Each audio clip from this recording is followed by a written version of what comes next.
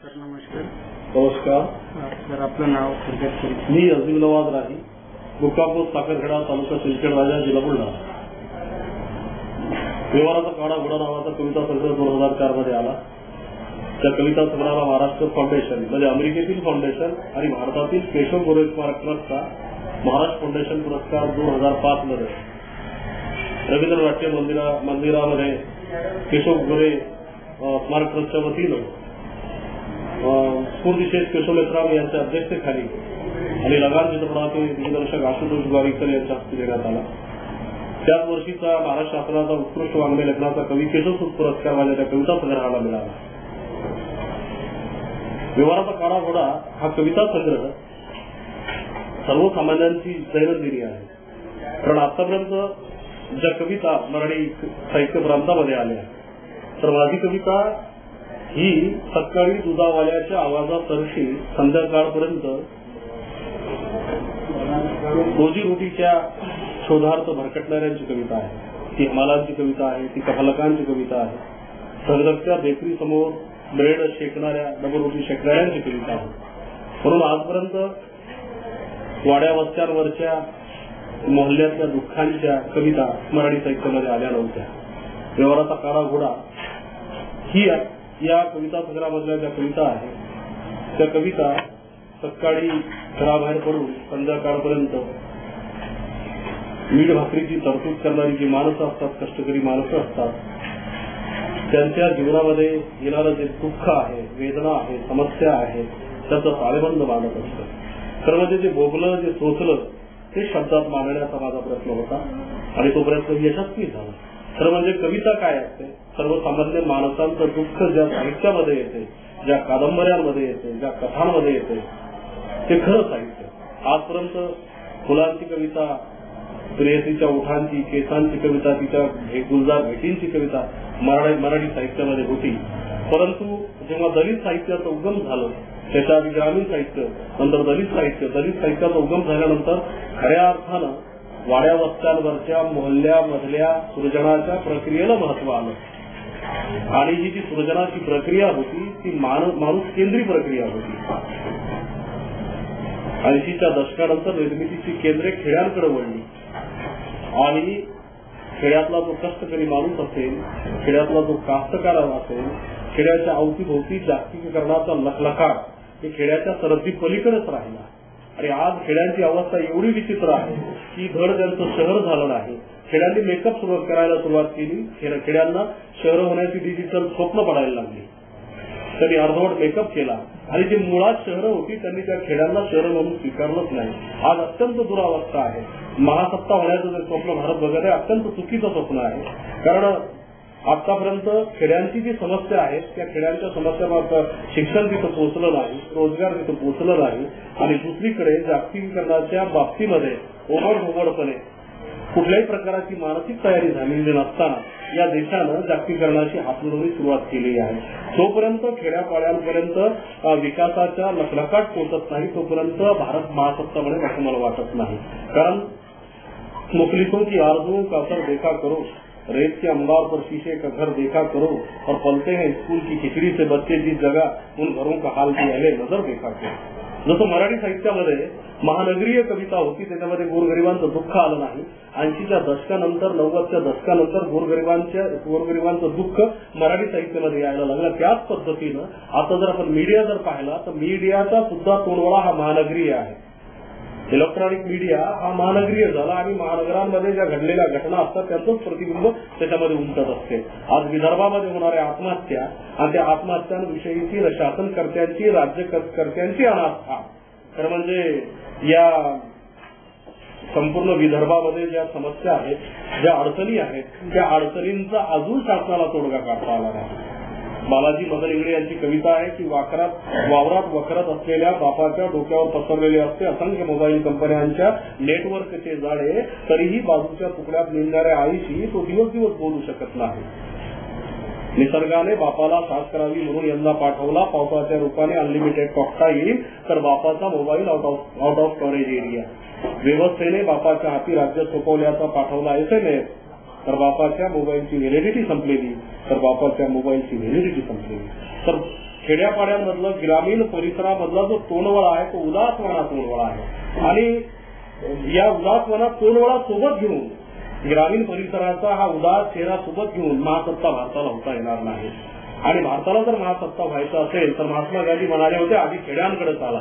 तर खेड्यांमध्ये येऊन बुलढाणा जिल्हा जर आपण पाहिला तर विदर्भाच्या विकासाचा जो अनुशेष असेल त्यापैकी सर्वाधिक जर विकासाचा अनुशेष जर कुणाचा असेल तर तो बुलढाणा जिल्ह्याचा आहे. इथं सिंचनाच्या व्यवस्था नाही, इथे रस्ते बरोबर नाही, इथे आजपर्यंत ज्या पॅकेज जे शासनाचे पाठवल्या जातात त्या पॅकेजचा जो लाभ आहे तो त्या तळागाळातल्या माणसापर्यंत पोहोचत नाही. या सर्व प्रक्रियांमध्ये आजचं जे साहित्य आहे बुलढाणा जिल्ह्याची जी कविता आहे किंवा बारोमास असेल, प्राध्यापक सदानंद देशमुख यांची ज्याला साहित्य अकादमी पुरस्कार मिळाला, बारोमास मध्ये शेतकऱ्यांची व्यथा ज्या समर्थपणे सदानंद देशमुखांनी मांडली ती आतापर्यंत मराठी साहित्यामध्ये बारोमासकारांसारखी समर्थपणे आली नाही.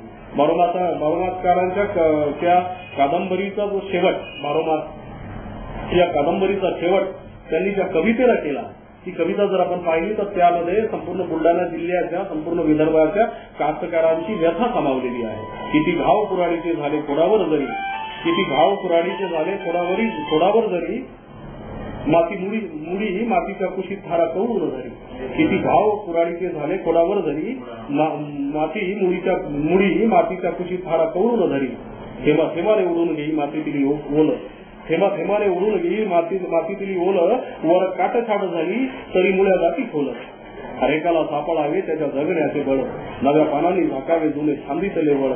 जसा येणार बहर तसा जाणार घडून, जसा येणार बहर तसा जाणार घडून, गळणाऱ्या पानासाठी काय फायदा रडून जिनं हसत जगावं आणि मातीच्या कुशीत सोनं होऊन उगावं, आणि मातीच्या कुशीत सोनं होऊन उगावं.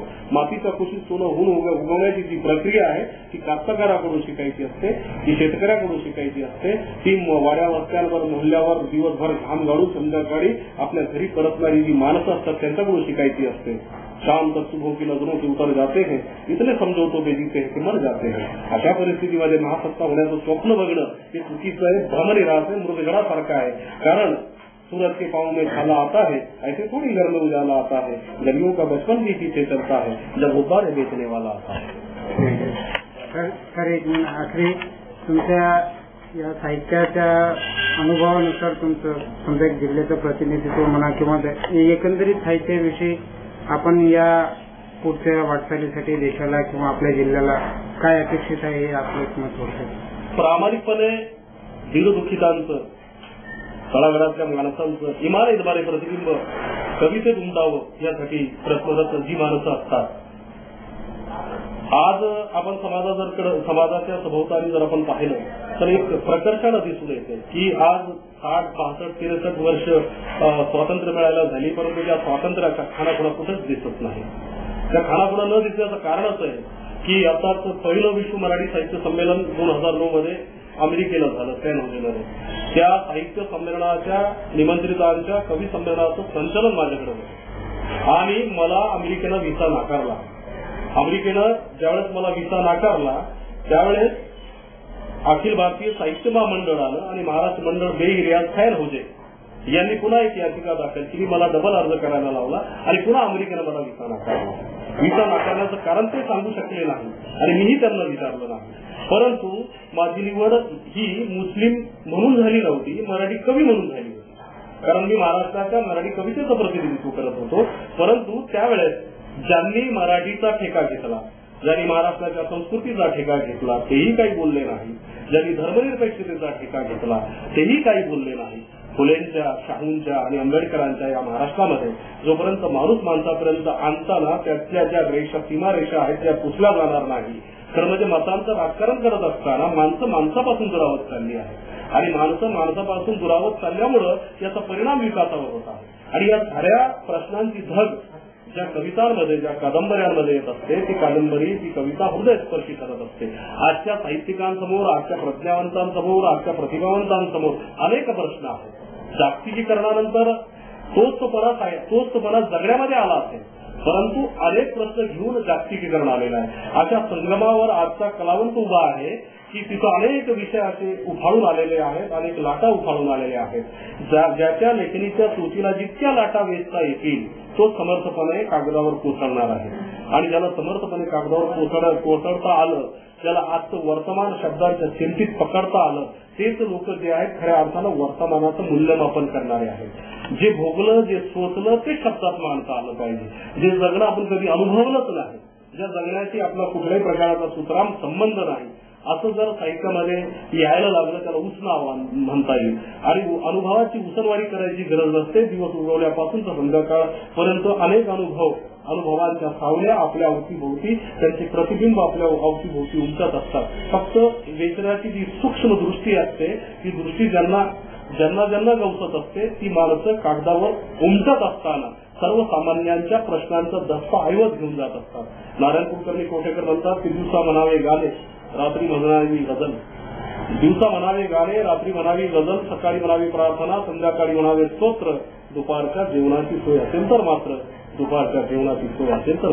आणि जोपर्यंत 2 वेळच्या जेवणाची तरतूद होणार नाही, जोपर्यंत घरांची पाण्याची समस्या मिटणार नाही, रस्त्यांची समस्या मिटणार नाही, हे जे किरकोळ म्हणजे स्वातंत्र्य प्राप्तीला एवढा दीर्घ काळ लोटल्यानंतरही आजही ग्रामीण परिसरातल्या त्या समस्या जशाच्या तशाच आहेत. पाण्याची समस्या आजही कायम आहे आणि मैलोगंती भटकंती आजही बाया बापड्यांना करावी लागते. अशा परिस्थितीमध्ये उठाल भारत महासत्ता होण्याचं स्वप्न.